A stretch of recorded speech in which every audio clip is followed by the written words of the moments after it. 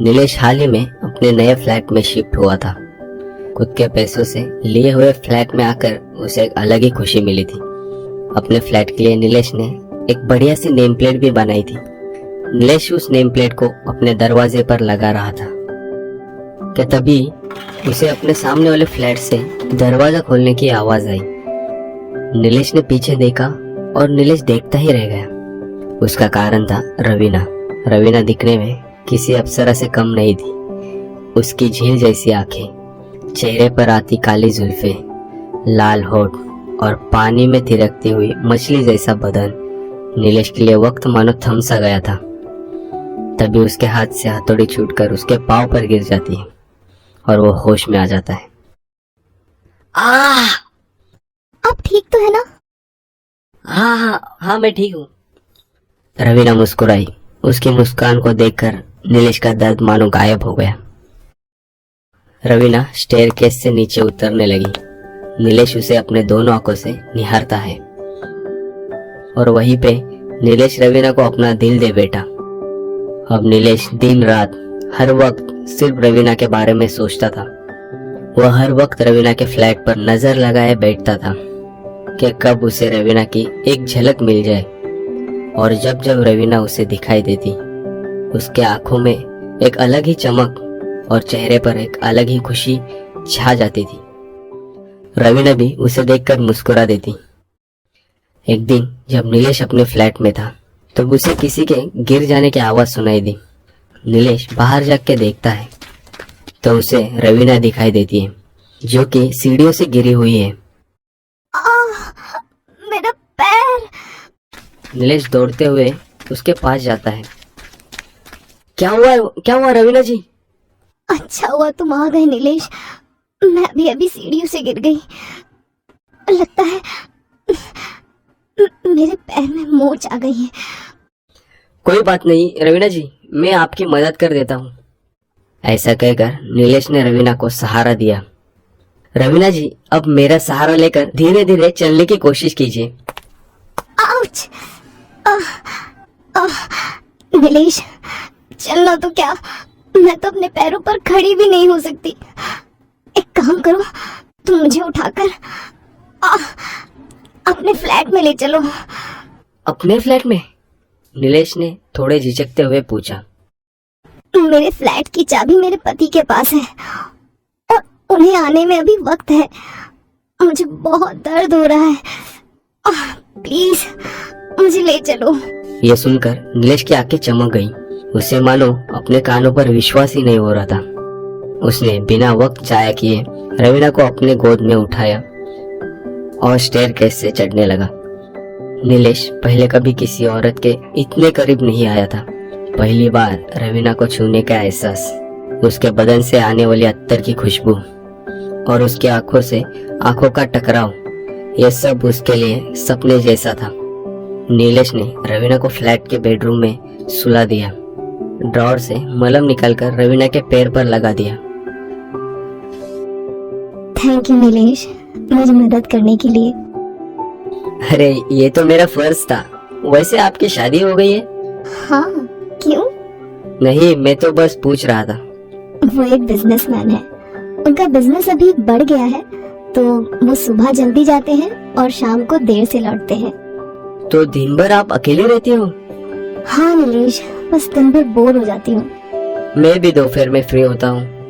आप चाहे तो मेरे यहाँ आ सकते हो। आपका दिल भी बहल जाएगा। मेरा दिल बहल जाएगा या तुम्हारा? हाँ मतलब। चलो ठीक है, अब मैं चलती हूँ। मेरी मोच अब ठीक हो गई है। तभी रवीना और नीलेश के करीब आती है और उसके कान के पास जाकर कहती है, थैंक्स। रवीना ऐसा कहकर चली जाती है। नीलेश अब भी उस लम्हे को जी रहा था जब रवीना उसके बहुत करीब आई थी। अभी भी नीलेश के हाथों से रवीना के इत्तर की खुशबू आ रही थी। मन ही मन नीलेश रवीना के ख्यालों में खो गया। अब दोपहर को रवीना नीलेश के फ्लैट में जाती। दोनों ढेर सारे बातें करते, दोनों साथ खाना खाते और फिर से अपने बातों का सिलसिला शुरू रखते। ऐसे ही कई दिन बीते। अब दोनों अच्छे दोस्त बन गए थे। दोनों की दोपहर अब बातों बातों में कब निकल जाती दोनों को पता नहीं चलता। एक दिन जब दोनों चेस खेल रहे थे। अरे वाह, तुम तो बड़ी अच्छी चाल चल लेती हो, पर मुझे हराना इतना आसान नहीं। तभी रवीना एक चाल चलती है। Check and mate. क्या? ये तुमने कैसे किया? मैं प्यादे को मोहरा बनाती हूँ और फिर उसे राजा को भी मात देती हूँ। यही मेरी चाल है। क्या बात है रवीना, तुम्हारा तो जवाब नहीं। हर गुजरते लम्हे के साथ नीलेश की बेचैनी और रवीना को देखने की तड़प बढ़ने लगी। आखिर एक दोपहर नीलेश के दरवाजे की बेल बजी। नीलेश की आंखें चमकी, उसके दिल की धड़कन बढ़ने लगी। उसने जल्दी से दरवाजा खोला तो सामने रवीना खड़ी थी। नीलेश ने उसका हाथ पकड़ लिया, उसे बाहों में भर लिया। इतने दिनों का इंतजार, इतने दिनों की तड़प अब जाके शांत हो गई। तभी नीलेश की नजर रवीना के पीठ पर गई। उसके पीठ पर चाबुक से मारने के निशान थे। ये सब क्या है रवीना? रवीना नीलेश को अपने भावों में भरती है और रोने लगती है। आखिर क्या बात है रवीना, और तुम्हें किसने मारा? ये सब उस मुरली ने किया है। मुरली?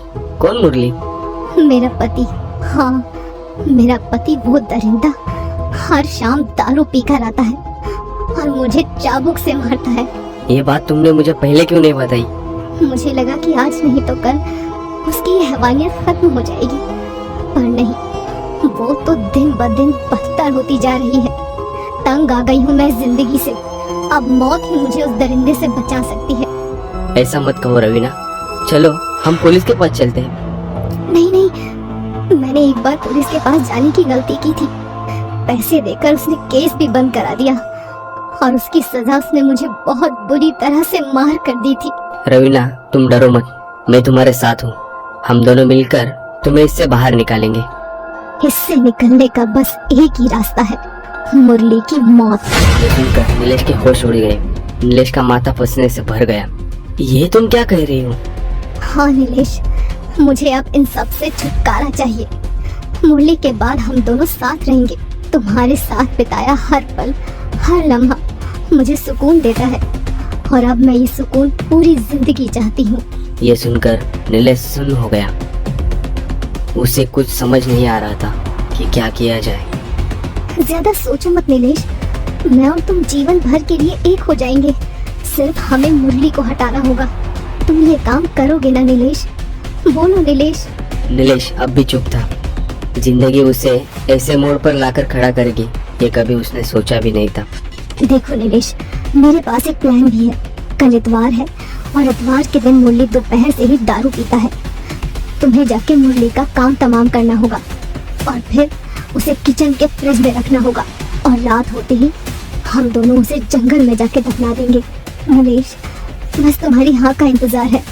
बोलो नीलेश, तुम ये करोगे ना? बोलो नीलेश। रवीना, तुम ये क्या कर रही हो? ये सब गलत है रवीना। ठीक है, अगर तुम्हें ये सब गलत लग रहा है तो फिर मेरे पास एक ही रास्ता बचा है। ऐसा कहकर रवीना टेबल पर पड़ा चाकू उठा लेती है और अपनी नस काटने की कोशिश करती है। नीलेश उसे पकड़ता है। ये तुम क्या कर रही हो? ऐसा कहकर नीलेश रवीना के हाथों से चाकू छीन लेता है। क्यों रोका मुझे? ना तो तुम मुझे जीने दे रहे हो और ना ही मरने। ठीक है, अगर ये तुम्हारे जीने का कार्य है तो तुम्हारे लिए मैं ये काम करने के लिए तैयार हूँ। आखिर रवीना की खूबसूरती और उसके साथ के चाह ने नीलेश को ये काम करने पे मजबूर कर दिया। मुझे पता था नीलेश, तुम मेरा साथ कभी नहीं छोड़ोगे। अब बस मुझे कल का इंतजार है। उस रात नीलेश अपने बिस्तर पर करवटें बदल रहा था। वह रात नीलेश के लिए एक लंबी रात थी। नीलेश सोने की कोशिश करता है पर अजीब सी बेचैनी उसे सोने नहीं देती। आखिरकार सुबह हो गई। नीलेश अब भी बेचैन था।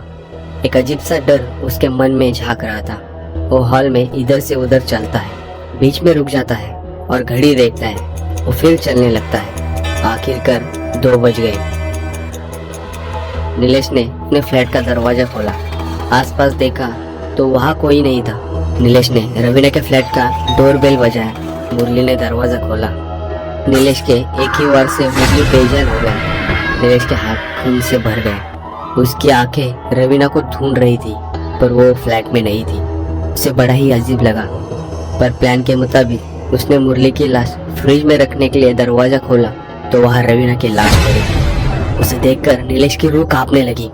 नीलेश का दिल जोर जोर से धड़कने लगा, सांसें तेज हो गई और वो बेहोश हो गया। अगले दिन जब नीलेश को होश आया तब वो पुलिस स्टेशन में था। पोस्टमार्टम की रिपोर्ट के बाद पता चला कि रवीना की मौत 15 दिन पहले हो चुकी थी। जब ये बात नीलेश को पता चली तो वो डर गया। ये सदमा वो बर्दाश्त नहीं कर पाया और वो पागल हो गया।